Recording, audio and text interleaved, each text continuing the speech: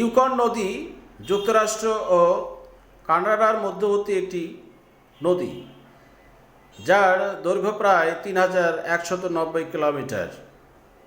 এই ইউকন নদীর উৎসস্থল হিসাবে বিবেচিত হয় লিউইলিন গ্লাসিয়ার, যা আটলিন লেক, ব্রিটিশ কলাম্বিয়া, কানাডায় অবস্থিত।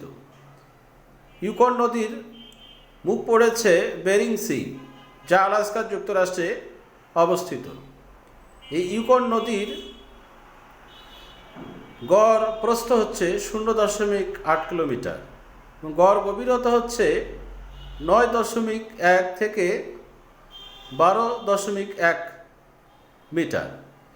সময়ের আবর্তনে উভয়ের এই ইউকন নদী কানাডা এবং যুক্তরাষ্ট্রের অর্থনীতি সহ জীববৈচিত্র্য রক্ষায় গুরুত্বপূর্ণ অবদান রেখে চলেছে। আপনাদেরকে এই ভিডিও দেখার জন্য ধন্যবাদ।